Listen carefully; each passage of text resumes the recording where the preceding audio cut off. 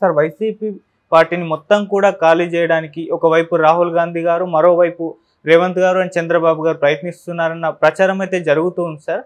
మరి ఏ విధంగా వీళ్ళు మొత్తం వైసీపీని ఖాళీ చేస్తారు? మరి దాని ఇంపాక్ట్ జగన్ గారి పైన ఏ విధంగా ఉంటుంది? ఆయన ఎలా ఫేస్ చేస్తారు? ఇక్కడ 2 యాంగిల్స్ ఉన్నాయి. వైసీపీని ఖాళీ చేయించే కార్యక్రమం సంబంధించిన 2 యాంగిల్స్ మనం చూడొచ్చు. మొదటి యాంగిల్ రాహుల్ గాంధీ.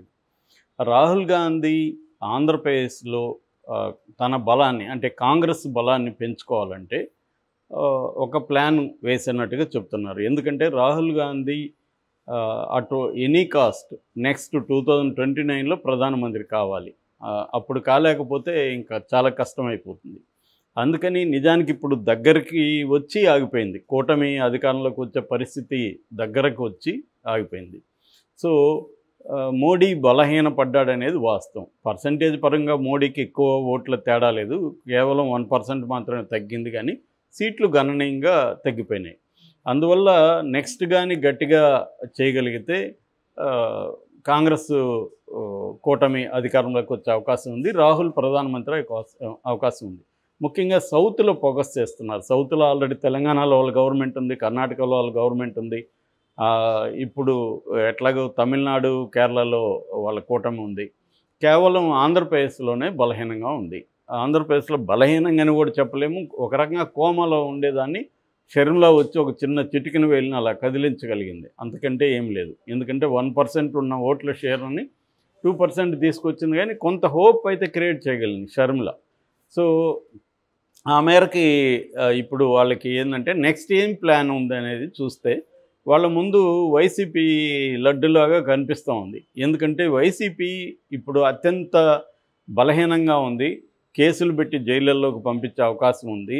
ఇటువంటి కాంటెక్స్ట్లో వైసీపీ నుంచి వలసలు ప్రారంభం అవుతాయి. అయితే తెలుగుదేశం, జనసేన వైసీపీ వాళ్ళని చేర్చుకునే పరిస్థితి లేదు. ఎందుకంటే ఆల్రెడీ వీళ్ళకి విపరీతమైన బలం ఉంది. కాబట్టి వాళ్ళని చేర్చుకోలేరు. చేర్చుకోలేనప్పుడు వాళ్ళకున్న ఆప్షన్ ఏంటి? బీజేపీ కూడా చేర్చుకునే పరిస్థితులు. ఆల్రెడీ పురంధేశ్వరి మినిమం 6 నెలల వరకు మనం ఎవరిని చేర్చొద్దు, ఎందుకంటే ఇప్పుడు వస్తే కేసులు ఉన్నవాళ్ళే వస్తారు అన్న ఇది ఉంది. సో అప్పటికి ఇంకా వాళ్ళకి ఆల్టర్నేటివ్ కాంగ్రెస్ ఒకటే. కాంగ్రెస్ లేకపోతే అరెస్టులు కాకుండా ఉంటాయా, అది వాళ్ళు ఇప్పుడు ఆలోచించాలి. సో అప్పుడు రేవంత్ రెడ్డి స్కీమ్ ఏంటంటే, మీరు ఒకవేళ మిమ్మల్ని అరెస్టులు చేసి ఏమైనా చేసినా జాతీయ స్థాయిలో మేము దాన్ని ఎక్స్పోజ్ చేస్తాం, కాబట్టి చంద్రబాబు కూడా మిమ్మల్ని అరెస్ట్ చేయడానికి కొంత ముందు వెనక ఆడుతాడు. వైసీపీ వాళ్ళ మీద అయితే దూకుడుగా వెళ్తాడు, కాంగ్రెస్ వాళ్ళ మీద అయితే దూకుడుగా రాడు. కాబట్టి మీరు కాంగ్రెస్లోకి రండి అని మాజీ మంత్రులకి రాహుల్ గాంధీ ఆల్రెడీ ఫోన్లు చేస్తున్నాడు అనేది మనకు వస్తున్న సమాచారం. అంటే ఆయనే స్వయంగా ఫోన్లు చేసి మీరు కాంగ్రెస్లోకి వస్తే మీ మీద ఏమన్నా అరెస్టులు చేస్తే జాతీయ స్థాయిలో దాన్ని ఎక్స్పోజ్ చేస్తామని తెలంగాణలో కూడా బలంగా, ఎందుకంటే మీడియా అంతా హైదరాబాద్లో కేంద్రీకృతమైంది కాబట్టి తెలంగాణలో కూడా కాంగ్రెస్ అరెస్టులకు వ్యతిరేకంగా ఉద్యమాలు చేయించడం అవన్నీ చేస్తాం. ఆ రకంగా చంద్రబాబుకి అంత ఇబ్బంది అవుతుంది. ఎందుకంటే తెలంగాణలో కూడా చంద్రబాబు పునరుద్ధరించడానికి ట్రై చేస్తున్నాడు. రెండోది రేవంత్ రెడ్డితో ఫ్రెండ్లీగా ఉండాలనుకుంటున్నాడు.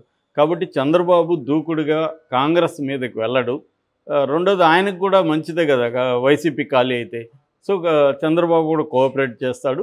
సో మీరు కాంగ్రెస్లోకి రండి అనే ఒక ప్రపోజల్ని రాహుల్ గాంధీ పెడుతున్నట్టుగా తెలిసింది. అంటే దీని ఫలితం ఎలా ఉంటుంది అనేది ఇప్పుడే మనం చెప్పలేం, కానీ బట్ వ్యూహం అయితే కరెక్ట్గానే ఉంది. రాహుల్ గాంధీ వ్యూహం అయితే పర్ఫెక్ట్గా ఉంది ఆంధ్రప్రదేశ్లో. ఎందుకంటే కాంగ్రెస్ ఒకప్పుడు కాంగ్రెస్లో ఉన్నవాళ్ళే ఎక్కువగా వైసీపీలోకి వెళ్ళారు. వాళ్ళని మళ్ళీ గర్వాపసిలాగా కాంగ్రెస్లోకి పిలవడం, దాని ద్వారా ఏమవుతుందంటే కాంగ్రెస్ పార్టీ బలోపేతం అవుతుంది. ఆ వచ్చిన వాళ్ళకి కూడా ప్రొటెక్షన్ కూడా ఉంటుంది. ఈ రెండు అంటే ఎప్పుడైనా మనం ఒక ఫేవర్ అడుగుతున్నామంటే వాళ్ళకేదో మనం రిటర్న్గా ఒక హామీ ఇవ్వగలగాలి. నువ్వు నాకు ఇది చేస్తే, అది మనం డైరెక్ట్గా చెప్తామా లేదా కానీ రాజకీయాల్లో క్లియర్గా చెప్పాల్సి ఉంటుంది. సో క్లియర్గా చెప్పాల్సి ఉంటుంది. అది రాహుల్ గాంధీ ఈ ప్రపోజల్ పెడుతున్నట్టుగా తెలిసింది. దీనివల్ల ఖచ్చితంగా ఫలితాలు అయితే ఉంటాయని నేను అనుకుంటున్నాను. ఎందుకంటే చంద్రబాబు కేసులు పెడతాడు ఎలాగో, దాని నుంచి బయటపడాలంటే వాళ్ళకి వేరే మార్గం లేదు. జగన్ని ఎంత పోరాడినా జగన్ దాన్నైతే ఆపలేడు.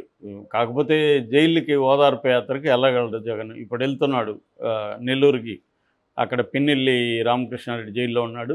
జగన్ వెళ్ళి ఓదార్చి వస్తాడు. అంత తప్ప జగన్ ఏం చేయగలడు? కాబట్టి ఇది ప్రపోజిషన్. అందుకనే రేపు 75వ వైఎస్ఆర్ జయంతి సీకే కన్వెన్షన్ విజయవాడలో 8వ తేదీన జరగబోతుంది. దీనికి పెద్ద ఎత్తున వస్తున్నారు. ఖర్గే వస్తున్నాడు, సోనియా గాంధీ వస్తుంది, రాహుల్ గాంధీ వస్తున్నాడు, ఏఐసిసి నాయకులు చాలామంది వస్తున్నారు, కేసీ వేణుగోపాల్ వస్తున్నారు. అట్లాగే ఇక్కడ నుంచి బట్టి రేవంత్ రెడ్డి కూడా వెళ్ళే అవకాశం ఉంది. రేవంత్ రెడ్డిని కూడా నిన్న షర్మిల వచ్చి ఆహ్వానించింది 75వ వైఎస్ఆర్ దీన్ని పురస్కరించుకొని. సో వైఎస్ఆర్ లెగసీని కూడా క్లెయిమ్ చేసుకొని కాంగ్రెస్ పార్టీని వైఎస్ఆర్ ఫోటో పెట్టి మొత్తంగా వైసీపీకి ఏదైతే బలం ఉందో దానంతా లాక్కోవడానికి ఒక స్కెచ్ వేస్తున్నట్టుగా మనకు కనబడుతుంది. సో ఇది ఫస్ట్ పార్ట్. సెకండ్ పార్ట్, ఇప్పుడు రేవంత్ రెడ్డి చంద్రబాబు రేపు 6వ తేదీ ఇక్కడ ప్రజాభవన్లో కలుస్తున్నారు. ఇక్కడ వీళ్ళ స్కీమ్ ఏంటంటే, రేవంత్ రెడ్డి ఒక ప్రపోజల్ చంద్రబాబుకి ఇస్తున్న ప్రపోజల్ ఏంటంటే, మేము వైసీపీని ఖాళీ చేస్తాం, మీరు కోఆపరేట్ చేయండి, మీరు అక్కడ ఎవడైతే వైసీపీలో వివిధ ఏరియాల్లో స్ట్రాంగ్ నాయకులు ఉన్నారో వాళ్ళందరి మీద కేసులు పెట్టి ప్రెజర్ చేయండి, అప్పుడు వాళ్ళు చచ్చినట్టు కాంగ్రెస్లోకి వస్తారు. వన్స్ కాంగ్రెస్లోకి వచ్చినాక మీరు కొంత చూసి చూడనట్టు వెళ్ళండి. దాంతో ఒక సిగ్నల్ వెళ్తుంది వాళ్ళకి, కాంగ్రెస్లో ఉంటే మనం సేఫ్, వైసీపీలో ఉంటే సేఫ్ కాదు అన్న సిగ్నల్ వెళ్ళడానికి మీరు కానీ మాకు హెల్ప్ చేస్తే మేము మీకు ఇక్కడ హెల్ప్ చేస్తాము. రేపొద్దున మీకు బీజేపీతో ఏమైనా ఇబ్బందులు ఉన్నా కూటమి మీతో ఆదుకుంటుంది అనేది. చంద్రబాబు కూడా ఏంది, బీజేపీతోనే ఉండలేరు. బీజేపీ చంద్రబాబు మధ్య ఒక నమ్మకమైన స్నేహం లేదు, అనుమానాస్పద పరిస్థితే వాళ్ళది. సో ఎప్పుడైనా బీజేపీ చంద్రబాబుని ఇబ్బంది పెట్టే అవకాశం ఖచ్చితంగా ఉంది. ఎందుకంటే బీజేపీ చరిత్ర చూస్తే అదేదో పాము తన గుడ్లను తానే తింటున్నట్టుగా బీజేపీ తన మిత్రులనే తాను తినేసింది చాలా చోట్ల. మనకు శివసేన ఎగ్జాంపుల్ ఉంది, ఎన్సీపీ ఉంది, తమిళనాడులో ఏఐడిఎంకే ఉంది, పంజాబ్లో ఉంది, అన్ని చోట్ల చెప్పచ్చు మనం. ఎవరీ స్టేట్లో కూడా ఇదే పని చేస్తుంది బీజేపీ. అందుకని బీజేపీతో ఎప్పటికైనా డేంజర్ ఉండొచ్చు, ఎందుకన్నా మంచిది కూటమితో కూడా ఫ్రెండ్లీగా ఉండాలనేది చంద్రబాబుకున్న అండర్స్టాండింగ్. అది ఇప్పుడు సువర్ణ అవకాశంలాగా ఇప్పుడు దొరుకుతుంది ఆయనకి. రెండోది ఏంటంటే, ఒక దెబ్బకి రెండు పిట్టల్లాగా, ఒకటేమో ఇండియా కూటమితో ఆయన దగ్గరగా ఉంటాడు, ఒకవేళ దగ్గరగా ఉన్నాడని తెలిసినా మోడీ ఎంపీకేది ఏం లేదు ఇవాళ. ఎందుకంటే మోడీకి నిన్న ఆయన తృణమూల్ కాంగ్రెస్ ఎంపీ చెప్పినట్టుగా 2 ఊత కర్రలతో మోడీ నడుస్తున్నాడు. ఆ ఊత కర్రలు ఎవరు? ఒక కర్ర చంద్రబాబు, ఒక కర్ర నితీష్ కుమార్. కాబట్టి ఇప్పుడు చంద్రబాబు ఒకవేళ ఈ కూటమితో టచ్లో ఉన్నాడని మోడీకి తెలిసినా మోడీ ఏం చేసుకుంటాడు? ఏం చేసుకునే లేదు. అందుకని చంద్రబాబు ఏంటంటే చాలా తెలివిగా ఈ వ్యూహంలో చంద్రబాబు పాత్ర కూడా క్లియర్గా ఉంది. ఒకటేమో వైసీపీ ఖాళీ అవుతుంది, జగన్ ఒంటరివాడైపోతాడు. రెండవదేమో కాంగ్రెస్ తనకి కృతజ్ఞత అయి ఉంటుంది, ఎందుకంటే కాంగ్రెస్ అక్కడ కొంత బలపడడానికి చంద్రబాబు హెల్ప్ చేస్తున్నాడని చెప్పి. ఇది ఎందుకంటే ఇప్పుడు ప్రధానమైన శత్రువు చంద్రబాబుకి వైసీపీ తప్ప కాంగ్రెస్ కాదు. కాంగ్రెస్ ఇప్పటికిప్పుడు కోలుకోదు, 10 ఏళ్ళు పడుతుంది ఆడ. కాబట్టి ఆ తర్వాత చూసుకోవచ్చు. ఇప్పుడు బలమైన శత్రువు ఎవరు?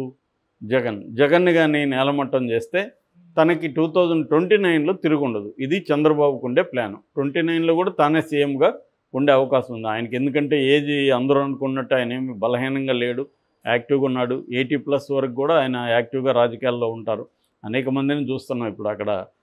మనం బైడెన్ కానీ అమెరికాలో వీళ్ళందరూ కూడా ఏజ్డ్ బ్యాచే కదా, 80+.